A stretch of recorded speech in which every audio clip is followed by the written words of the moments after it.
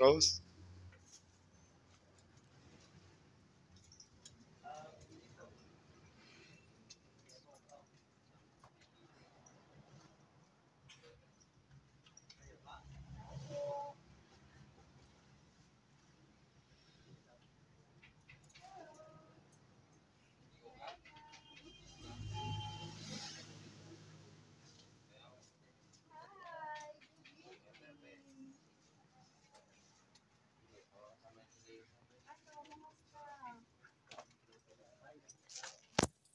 Paano?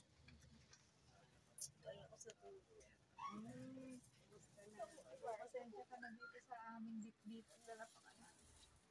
Ay, sis Leia.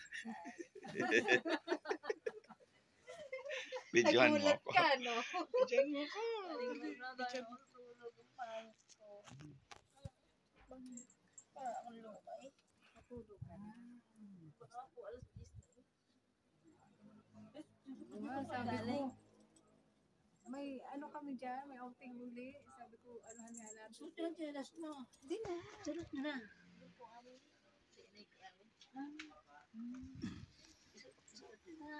Ay, ang cute. Ang cute ng kanyang alaga. Dito kami ngayon guys sa bahay ni sis Leia. Ayun.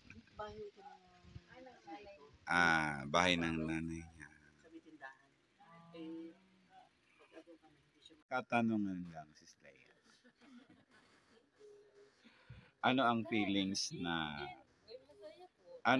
feelings na tawag dito na sa social media tayo nag-meet and then ito na tayo in person. Ano ang feelings ng isang kaibigan na katulad natin na makakaibigan?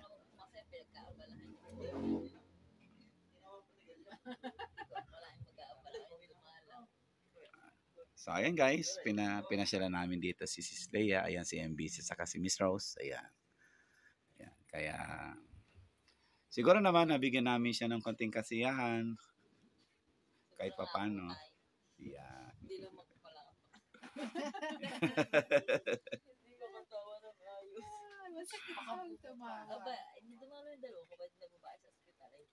Ay, parang umagig. Tayo ko, parang ko lamang. Bigil-bigil lang Bawal pipigil talaga kasi makirot yun. Pero at least ano naman, successful naman yung operation. Lagi kong iniisip. Nade-depress ka. Kasi iniisip mo kasi yung mga gagawin sa'yo at saka yung... Huwag kang umiyak kasi... nangyayari. Sabi ko sa'yo, di ba? Kasi, tingnan mo, nakaraos ka rin naman, oh. Di ba? Alam mo, pag malakas yung faith mo kay Lord, walang walang hadlang. Diba? Congratulations to you, Miss Leia. I love you.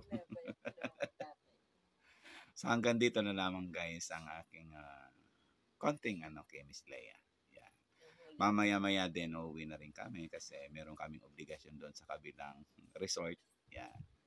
Thank you so much MBC and Miss Rose. Thank you so much. Pala sa asawa ni Sis Leia na naging kakutsaba namin na walang kanaman si Leia na makarating kami rito. Mas maganda nga ito na makita nila na simple ka lang, di ba?